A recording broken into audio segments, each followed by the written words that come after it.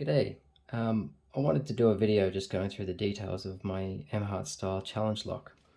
It's called Lockhart. It's a Lockwood Emhart merge. Basically just in case this thing gets lost or broken at some point. This will mean I'll still have a record of what was inside it and how it worked before it left here. It'll also give me a chance to go through some of the design concepts that I went through while putting it together. So yeah, guts are behind here. If you don't want to see it, then this video is not for you, and I'll let you skip on. Otherwise, here we go. So yeah, logo directly inspired by the original Emhart logo. A little arrow on the end of the letters and interlock pins.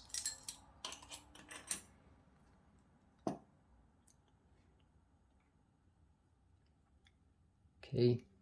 So yeah, cuts in the bottom of the key for the T-pieces on the driver pins to pass through if the key was turned past 180 degrees. Obviously mounted in a padlock, it's not going to do that. But if it's just in the kick cylinder and you remove the cam that limits rotation, it'll turn full 360 just fine. I didn't find it necessary to remove that last piece off the front of the bottom of the key, which is removed on a standard Emhart. I don't know why it's removed because it's not necessary.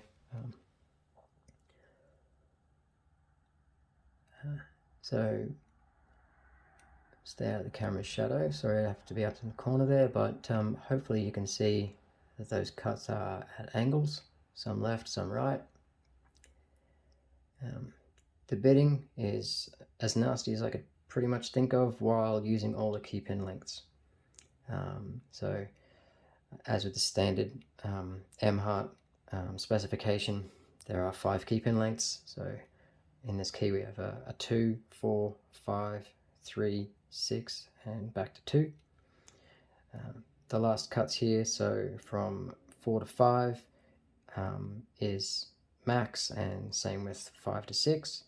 The step from 4 to 5 is one step smaller because the rotation changes between chamber 4 and 5, whereas the rotation stays the same between chamber 5 and 6, so allowing the full 4-step.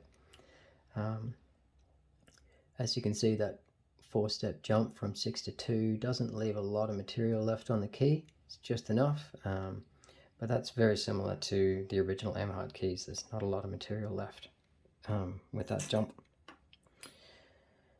Sorry, almost forgot. There's my little echidna. So yeah, some of the considerations I went through was figuring out which parts of the specification to adhere to, basically. So like I said, I went with the max from Emhart, but as far as pin lengths, what I've done is gone with Lockwood. I've skipped steps on Lockwood, so my pin lengths are 30 thousandths steps between them. Sorry about the imperial units, but that's what they're specified in. I'm metric normally, but it's just easier. So yeah, my steps are 30 thousandths and the original Emhart steps are 28 thousandths, so they're very similar. So I guess I have this Lockwood key here, which happens to match my pin spacing so long as I ignore the first cut on this key. So, well, for these first 4 pins will match so long as I ignore the first chamber. So what I'll do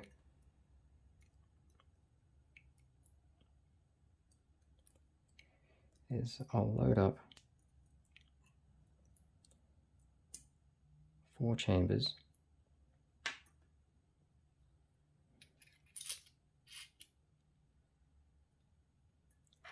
And I'll just load in these Lockwood spools, just so I've got some driver pins behind them. I won't bother putting springs in there because it'll just take too long. But I'll just put my finger over there. You can see that it's locked. Key goes in fine, and the key works. So that proves that my Lockwood spec for my pin lengths is correct. So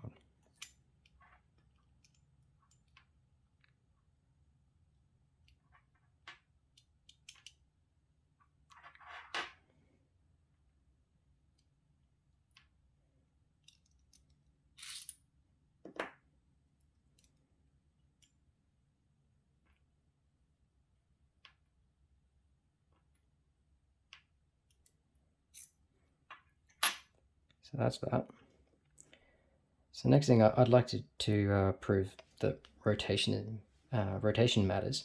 So these two key pins are the same length, but I won't have you take my word on it. I'll actually prove it.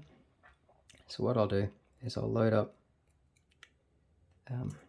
pin 1 in chamber 6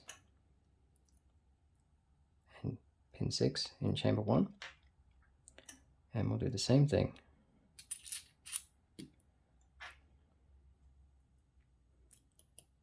Load a spool behind it.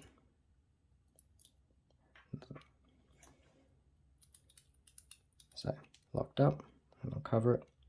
And this time obviously using the Lockhart key, because pin 1 and pin 6 are both 2 cuts. Now, because these don't have interlocked drivers behind them, only the height matters. And so you can see, with the key pins interchanged at either end, still works.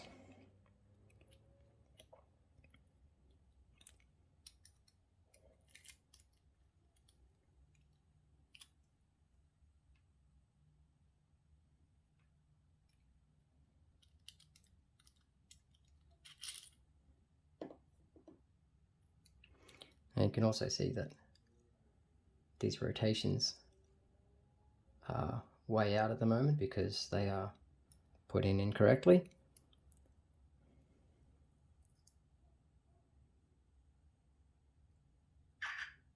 So I'll put that one back where it belongs. And I'll keep this one,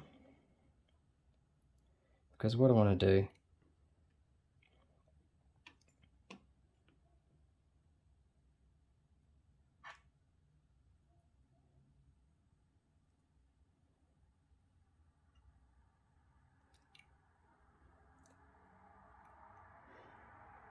is I'll join the interlocking.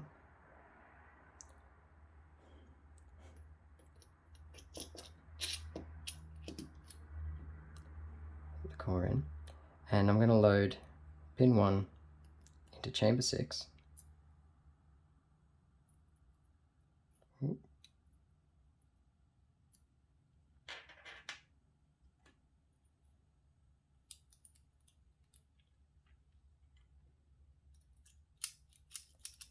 And I'll just key in and out a couple times, and you can see it's still locked.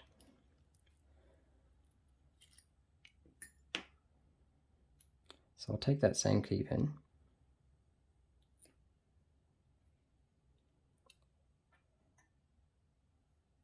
and as you can see, it was definitely interlinked, and I'll drop that one in chamber 1.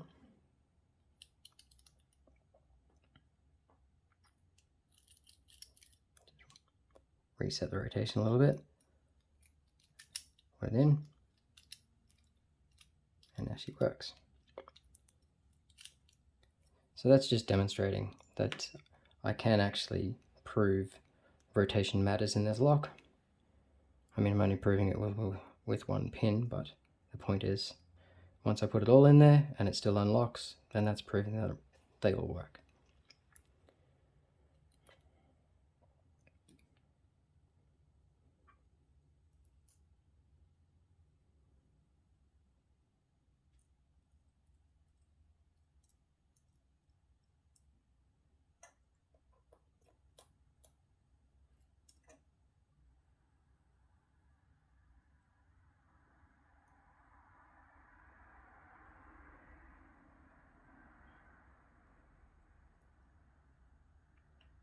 Sorry, I didn't think to pause for that second one, but I hope that you could see that it was interlocked.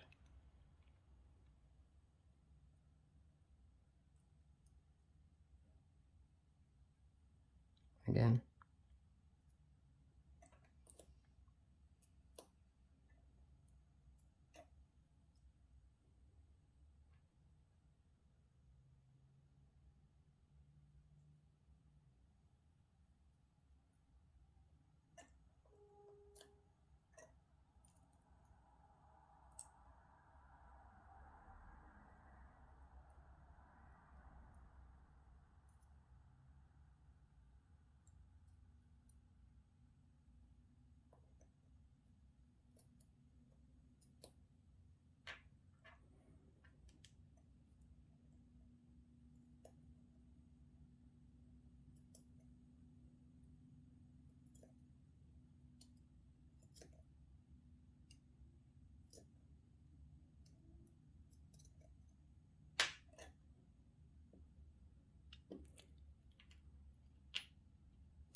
So I modified this cap just a little bit, just reduced the depth of those little dimples there, so it can be fed on from the end.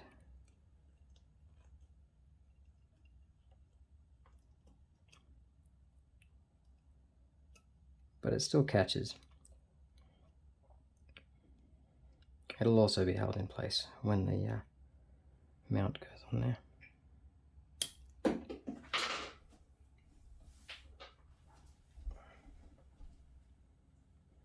Oops.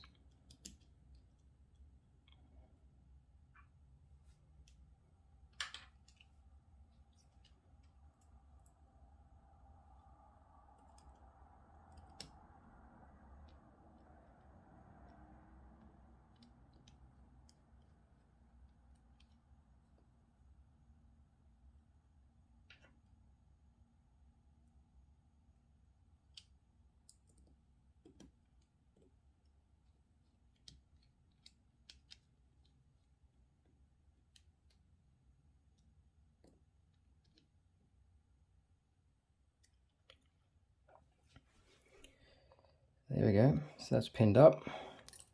I'll run the key in and out a couple of times just to make sure that I've got the key pins relatively close to alignment, but there you go.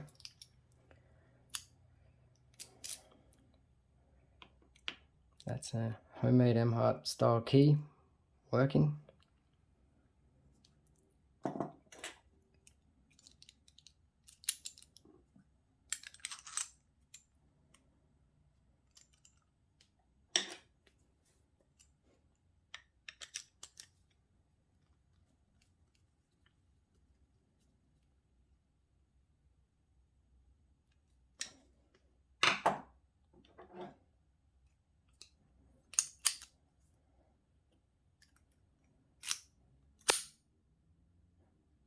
Done. So I've done a little bit of packaging for it. There's a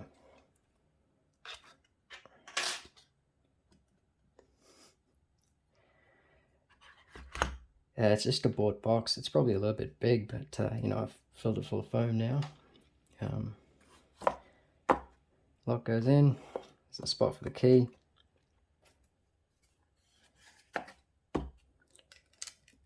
And that's it. Got my logo on there. Thanks again, Cisco, for the stickers. HV, I hope you have fun.